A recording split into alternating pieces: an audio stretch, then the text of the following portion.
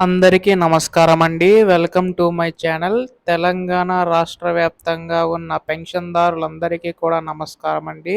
So, మనకి ఈ యొక్క ఆసరా చేతి పెన్షన్ సంబంధించి గాను రాష్ట్ర ప్రభుత్వం ఈ యొక్క పెన్షన్ పెంచేందుకైతే సిద్ధమవుతున్నట్టు తెలుస్తుందనమాట.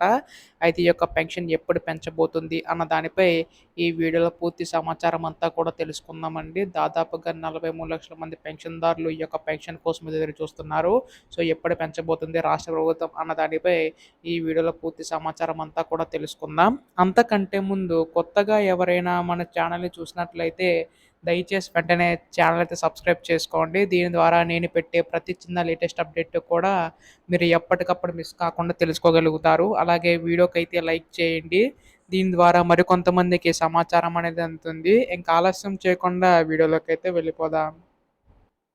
సో, ప్రస్తుతం మనకి ఇక్కడ ఆసరా చేయూత పెన్షన్ సంబంధించి చూసుకున్నట్లయితే రాష్ట్ర ప్రభుత్వం అయితే గొప్ప శుభవార్త అయితే చెప్పిందండి. అయితే ఇక్కడ మనకి ప్రస్తుతం మనకి రూ. 2,000 పొందుతున్న వారికి ఏంటంటే రూ. 4,000 వరకు కూడా, అలాగే రూ. 3,000 పొందుతున్న వారికి రూ. 6,000 వరకు కూడా పెంచే అవకాశం ఉందండి రాష్ట్ర ప్రభుత్వం అయితే. సో, ఈ యొక్క పెన్షన్ పెంచు కోసం మనకి చాలామంది ఎదురు చూస్తున్నారు. సో, దీనికి సంబంధించి రాష్ట్ర ప్రభుత్వం విధానానికి సంబంధించి నిధులు విడుదల చేసేందుకు అయితే సిద్ధమవుతుందండి.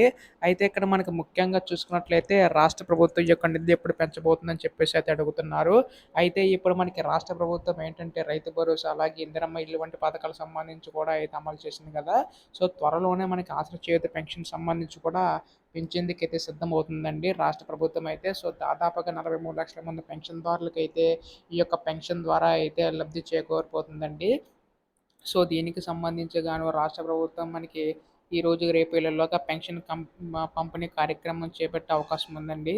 సో, ఇటువంటి లేటెస్ట్ అప్డేట్స్ అన్నీ కూడా మీరు ఎప్పటికప్పుడు మిస్ కాకుండా తెలుసుకోవాలనుకుంటే మాత్రం ఛానల్ అయితే సబ్స్క్రైబ్ చేసుకోండి మిత్రులారా. ధన్యవాదములు.